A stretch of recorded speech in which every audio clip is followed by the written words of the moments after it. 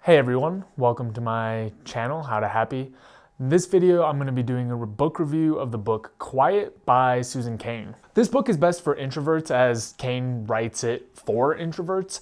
However, if you just want to know more about introversion or you just have a general interest in psychology, this book is probably worth picking up. It's not an especially difficult to digest book. It bounces around between, some science and some stories without ever feeling too heavy. So most people who read it should be able to get something on their first try.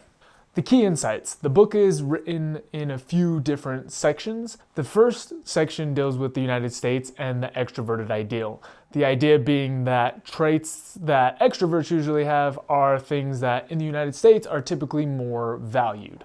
The next section kind of talks about what it means biologically and psychologically to be an introvert, kind of what it feels like, how it's working, what are the mechanisms behind that. And then it also talks about the value of being an introvert, kind of the strengths. The last section talks about basically how to survive as an introvert, how to raise introverts, how to have relationships with them, basically some more practical, hands-on type knowledge relating to introversion. This book has a lot of value to introverts, especially those who aren't super comfortable with their disposition or haven't really spent a lot of time reflecting on it. Or even if you have spent a lot of time reflecting, it's just a really deep dive on the nature of being introverted and what that means. A couple things to consider when reading this book. Cain makes so many, introverts are great cases that after a while you might start to think that her point is introverts are better at everything or introverts are just better in general, which she tries to tease out the nuances, but just based on the number of, facts that she cites for how great introversion is or things that introverts are better at, you might think that that's kind of how she leans. Just, be careful to be aware that it doesn't matter if you're introverted or extroverted. They're just different, traits along a spectrum. Another consideration is that, introversion and extroversion are kind of on a scale. So the book talks about it in terms of it almost being binary. You're either an introvert or an extrovert, which to make the points that are being made in the book has to be framed that way.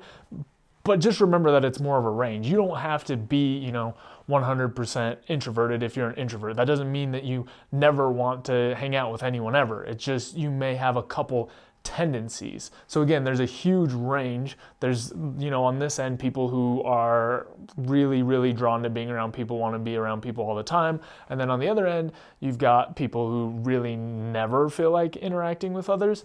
And then there's this whole spectrum. Another point I want to bring up is that while I'm fully in support of making sure that you understand yourself, your strengths and weaknesses, capitalizing on your strengths, it'd also be wise to remember that this extroverted ideal that Cain talks about really does exist. Now, I'm not saying that you should shy away from who you are and the things that come naturally to you.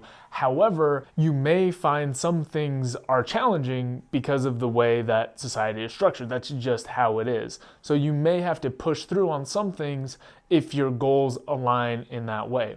Now, again, don't get me wrong. I'm fully in support of kind of designing your environment and your life around who you are and what makes you feel fulfilled. You just have to be aware that this does exist. Cain makes a lot of arguments saying that we should abolish this ideal, this extroverted ideal, but just because she has a valid point doesn't mean that's how reality works. So just be aware that there's some things like being personable that you should have as a skill regardless of where you fall on this spectrum. So to wrap things up, a few applicable pieces of content or questions for you to kind of think about or answer. Are there any activities you participate in just to seem extroverted or introverted if you are an extrovert, even if they don't add value to your life? Next, understand your own level of introversion or extroversion and determine what kind of environments you're in. Are you unnecessarily pushing yourself toward an extrovert ideal when it's not really aligned with your core values? Or are there extroverted skills you want to work on, like public speaking? That's all I've got for this book. I only recommend books that I think there's some value in. If you want to pick it up, there will be a link down below.